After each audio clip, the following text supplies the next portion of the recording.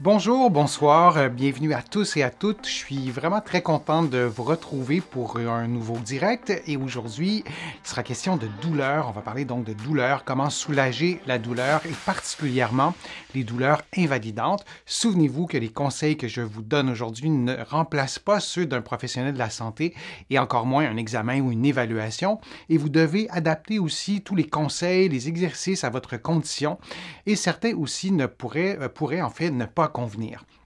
Vous allez trouver aussi beaucoup d'informations sur la douleur, les douleurs en fait, sur les douleurs invalidantes dans mes livres, notamment 99 façons de soulager les douleurs au dos et au cou et aussi Lève-toi et marche, le remède miracle existe et il est gratuit. Parlons de fibromyalgie, mais parlons surtout de nouvelles données scientifiques. Il y en a vraiment beaucoup des nouvelles données scientifiques et je vous en présente quelques-unes aujourd'hui.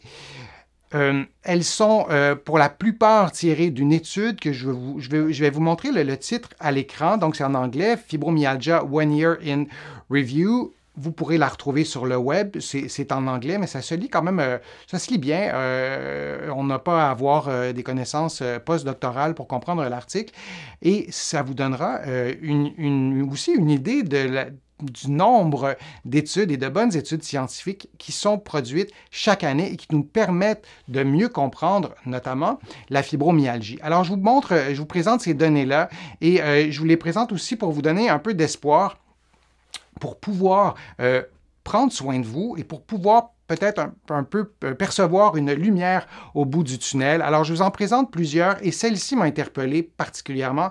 Les soignants faisant preuve d'empathie auraient moins de difficultés dans la prise en charge des patients atteints de fibromyalgie. Et ça souligne évidemment, une fois de plus, l'importance de la relation humaine entre les patients et les soignants. Donc, l'empathie, c'est vraiment une carte à avoir en sa possession comme soignant. Et je prends la peine de vous présenter cette nouvelle étude qui a démontré ça, parce que parfois on vit une situation inverse.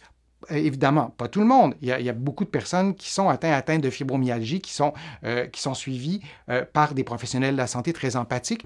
Et si ce n'est pas votre cas, si les gens qui sont autour de vous, vous trouvez que le lien empathique est peut-être pas optimal, pour le dire comme ça, je vous prépare une prochaine vidéo sur l'empathie et comment on peut faire pour peut-être susciter un peu d'empathie de la part de notre soignant. Et parfois, le manque d'empathie ou notre perception du manque d'empathie est parfois beaucoup influencé et c'est pas l'idée, c'est de pas, je ne veux pas rien justifier, mais le contexte de travail aussi a tendance parfois à noyer l'empathie qui est peut-être déjà pas optimale chez certains soignants, mais il y a des trucs à y avoir, mais ne vous sentez pas parfois mes patients sont découragés par ça, mais c'est quelque chose qui peut être suscité de la part de notre soignant en posant certaines questions, par exemple, mais j'y reviendrai. Je vous présente d'autres résultats d'études, des études vraiment très, très récentes. Alors, la fibromyalgie est liée à la douleur de type nociplastique, ce type de douleur qui s'explique par un dysfonctionnement du système nerveux et non pas par une blessure à un nerf ou en quelque part dans le corps. Et il y a des tests aussi cliniques et je vous les présente. Je sais que vous êtes nombreux et nombreuses à faire des recherches vous-même sur le web. Alors, cet outil de recherche, vous pourriez le trouver. Donc, vous voyez le titre en anglais. Alors, on a démontré que c'était un bon outil pour pouvoir évaluer, par exemple, le degré, si je peux dire ça, d'atteinte lié à la fibromyalgie. Je vous montre une autre donnée aussi, une autre donnée liée à une nouvelle étude. Et ça, je suis vraiment content de vous présenter ça parce que je vous ai déjà parlé il y a quelques années déjà. Ça fait longtemps qu'on se connaît. Si vous êtes nouveau et nouvelle, c'est la première fois que vous allez peut-être entendre parler de ça. C'est qu'il y a des catégories de fibromyalgie.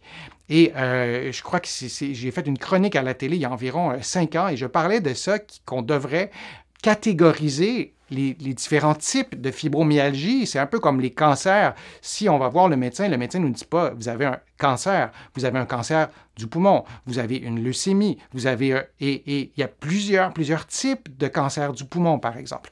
Alors, bon, mon exemple est avec le cancer, j'aurais pu prendre une maladie respiratoire ou autre chose, mais pour ce qui est de la fibromyalgie, c'est tout à fait logique de faire des catégories des types de fibromyalgie et c'est ce que cette étude nous présente. Alors, je vous les présente, peut-être que peut-être vous resterez sur votre faim, mais en même temps, peut-être que non, peut-être que vous allez vous identifier à une de ces catégories-là. Donc, ce sont des rhumatologues américains qui proposent cette nouvelle catégorisation de la fibromyalgie. Et là, on parle de catégorie hormonale, donc une perturbation au niveau des hormones.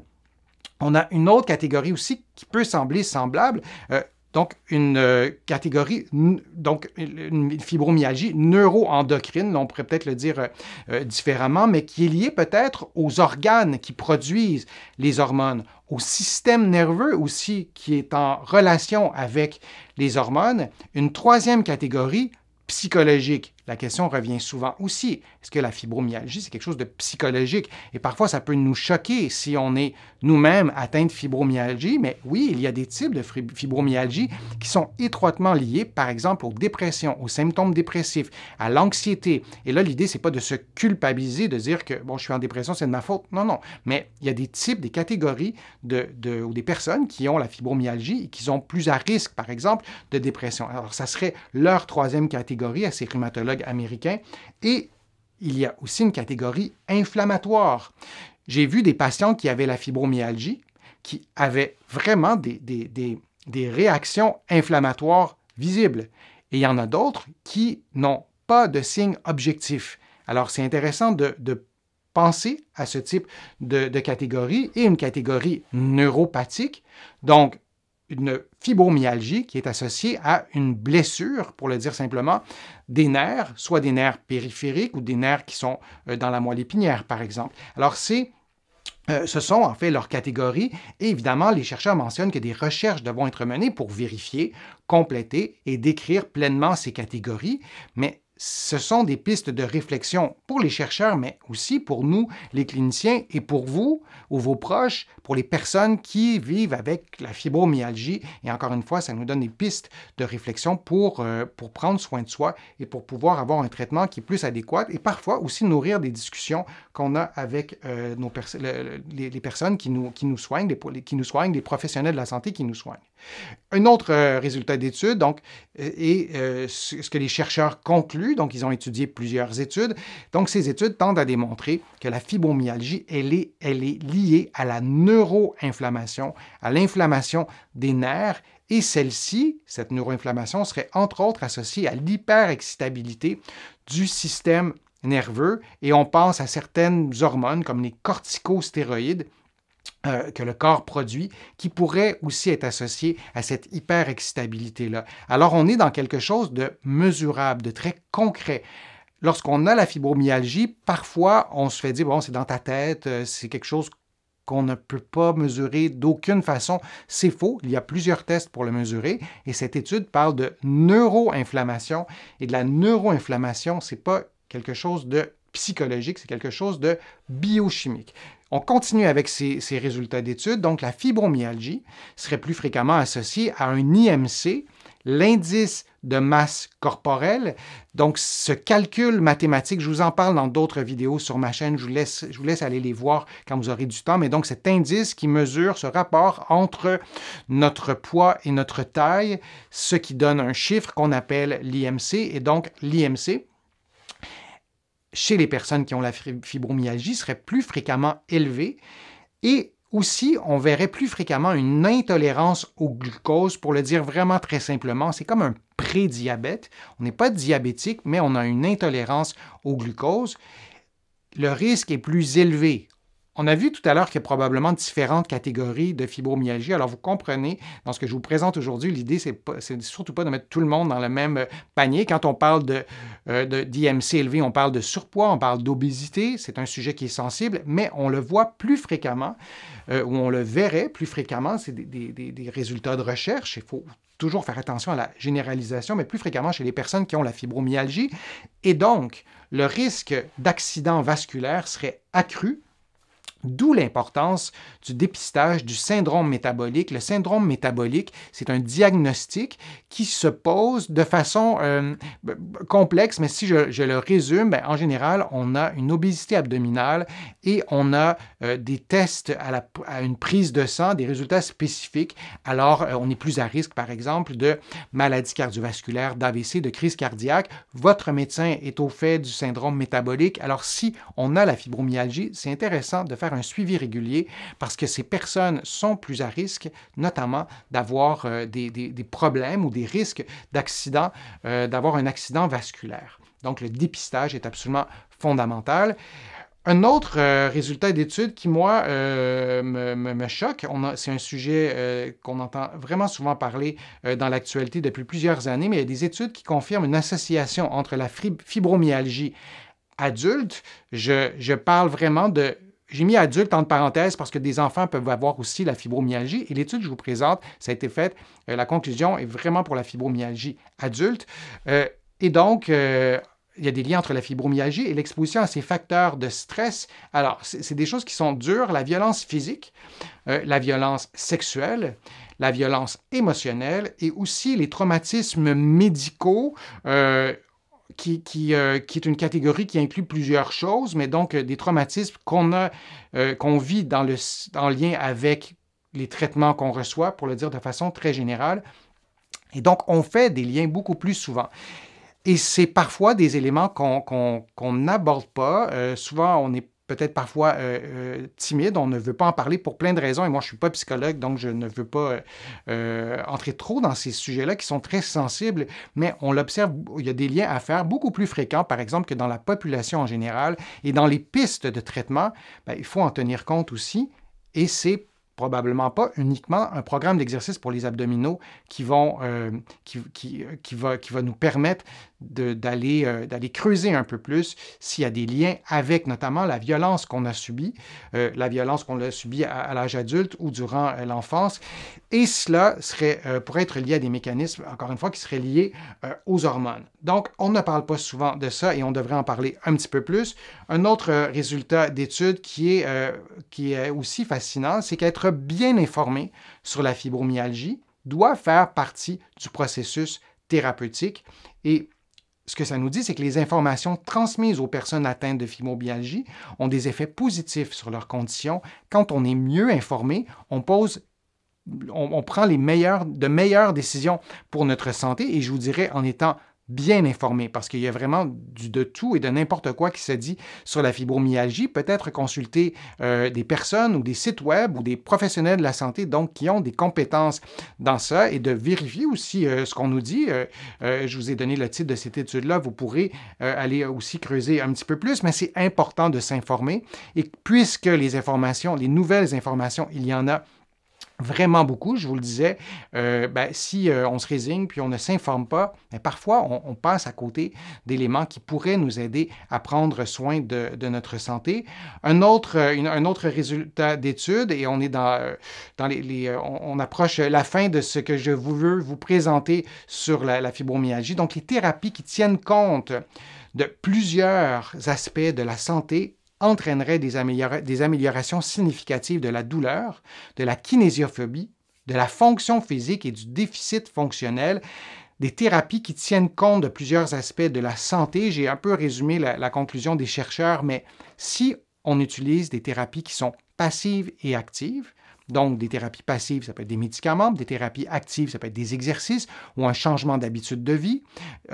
Et quand on parle de plusieurs aspects de la santé physique, ça va de soi, la santé psychologique aussi, donc notre niveau d'anxiété, notre perception du stress ou de la façon dont on a de gérer, par exemple, notre stress, et ça peut être aussi notre vie sociale. Si on ne voit plus personne depuis des années, jusqu'à un certain point, ça a un effet sur notre santé. Alors, les thérapies qui tiennent compte de tout ça entraîneraient de plus grandes améliorations de la douleur, de la diminution de la douleur, de la fréquence de la douleur, de la kinésiophobie. Lorsqu'on a de la fibromyalgie, on peut développer de la kinésiophobie, cette crainte consciente ou inconsciente de faire un mouvement, de plier le coude, de se pencher vers l'avant ou de faire une activité physique, de marcher, de courir, bon, etc. Donc, la kinésiophobie ou les problèmes liés à la kinésiophobie seraient mieux traités par ces stratégies thérapeutiques qui tiennent compte de plusieurs aspects de la santé, la fonction physique, la force musculaire, l'endurance, l'équilibre, il y en a vraiment plusieurs. La mobilité, là aussi, on aurait des gains positifs. Et le déficit fonctionnel, par exemple, moi, disons que j'ai moins de force, mais à force égale, je parviens à réaliser mes activités de la vie quotidienne. Et là aussi, on a des effets positifs. Alors, on ne doit pas oublier tous les aspects de la santé physique, mais aussi psychologique et aussi, et ça, retenez-le, et aussi social. C'est vraiment important. Maintenant, il manque un petit tableau ici, le voilà. Il y a des études récentes qui ont observé des effets positifs sur des programmes d'exercice dans un contexte de fibromyalgie. Et je vous donne les paramètres. Et là, on est vraiment dans le concret. Et ça, ce n'est pas une recette, c'est une piste de réflexion. Parlez-en aux professionnels de la santé qui vous voient. Si vous avez un physiothérapeute ici au Québec ou un kinésithérapeute de l'autre côté, mais c'était des paramètres qui étaient recommandés. Il y a deux options, option A, option B, pour un programme d'exercice. Pour chaque exercice, vous faites 1 à 2 séries de 4 à 12 répétitions. L'option B, donc pour un même exercice, de 3 à 5 séries de 5 à 20 répétitions.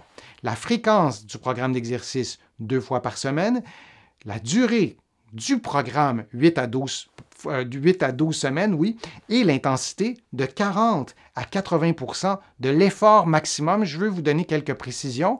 Si je décide peu importe l'exercice, de faire un mouvement de flexion du coude, donc je tiens un poids, 100%, un effort à 100%, c'est que je ne peux faire ce mouvement-là qu'une seule fois. Donc, c'est un poids qui serait vraiment très, très lourd pour un exercice de force, par exemple. Alors, 40 à 80 de l'effort maximum, 80, c'est quand même pas mal, mais 40, c'est quand même relativement peu.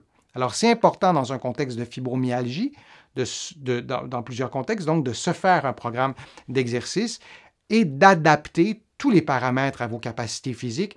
Et 40% de l'effort maximum, c'est relativement peu et on a intérêt, dans un contexte de fibromyalgie, à commencer par des poids, si on utilise des poids ou des bandes élastiques, là, peu importe, mais avec des niveaux de difficulté un niveau de difficulté sous-maximal et qu'on augmente vraiment progressivement pour ne pas avoir de mauvaises surprises, pour ne pas déclencher de la douleur, pour ne pas non plus déclencher une fatigue ou de l'épuisement. Donc, d'y aller lentement, mais on a aussi dans cette étude, on nous recommande aussi d'aller, dans certains contextes, jusqu'à 80% de l'effort maximum. Et plus vous êtes supervisé par des professionnels de la santé, qui ont une expertise avec la fibromyalgie, ou des professionnels de l'activité physique, plus vous risquez d'avoir de meilleurs résultats. Alors ça, c'était un autre résultat d'étude et on arrive dans les derniers, si je ne me trompe pas, dans un contexte de fibromyalgie, les traitements psychologiques, comme la thérapie cognitivo-comportementale et la pleine conscience auraient des effets positifs sur la douleur, le sommeil et la dépression. Lorsqu'on a la fibromyalgie, ce qu'on souhaite, c'est être soulagé de nos douleurs. Alors, on va opter souvent pour des stratégies thérapeutiques qui traitent la douleur où on la sentirait, entre les omoplates, dans le dos, dans le cou, peu importe, au niveau de l'abdomen. Mais souvent, on néglige cet aspect psychologique parce qu'on se dit, moi, j'ai pas de problème psychologique, j'ai mal. C'est vraiment intéressant d'aller consulter un psychologue, un psychothérapeute. Les titres professionnels peuvent changer d'un endroit à l'autre dans la francophonie, mais c'est souvent négligé. Et donc, de tenir compte de tous les aspects de la santé. Et il y a des études très récentes qui nous démontrent qu'il y a des effets positifs. Alors, c'était les nouvelles données liées à la fibromyalgie qui recroisent certains éléments qu'on connaissait déjà, mais j'espère que ça pourra vous donner des pistes. J'espère que ça pourra vous donner aussi un peu d'espoir si vous en aviez peu de l'espoir. Et il y a vraiment beaucoup d'études qui sont en cours en ce moment. On aura les résultats. Et de transmettre cette information-là, je pense que c'est essentiels pour prendre soin de soi dans un contexte de fibromyalgie. Alors, je vous remercie. Je vous remercie vraiment de votre attention. J'espère que les conseils que je vous ai donnés aujourd'hui vous ont été efficaces. Je vous invite à faire peut-être une contribution sur mon site web. Vous pouvez le faire aussi directement sur YouTube en cliquant sur le petit cœur. Vous le savez, ces contributions sont essentielles à la poursuite de mes activités sur le web. J'ai pris le pari de vous offrir des contenus gratuits et je suis vraiment ravi de le faire et de communiquer avec vous chaque semaine. Vous pouvez aussi vous abonner à mon infolettre en visitant mon site web, le www.denisfortier.ca. Il y a aussi des infolettres thématiques sur des sujets très précis. Vous allez trouver aussi beaucoup d'informations dans mes livres, notamment mon livre Lève-toi et marche, mon livre aussi 99 façons de soulager les douleurs au dos et au cou que vous allez trouver partout en librairie, ici au Canada, mais aussi à la librairie du Québec à Paris, de l'autre côté de l'Atlantique et sur certaines grandes chaînes aussi de librairie. Vous allez pouvoir mettre la main sur mes livres. N'hésitez pas à commenter la vidéo, à cliquer j'aime, à la partager sur vos réseaux sociaux. Ça me donne un bon coup de main aussi pour continuer à vous offrir différents contenus. Alors, je vous dis à une prochaine vidéo, à un prochain direct. Merci d'avoir été attentif et attentive et à bientôt.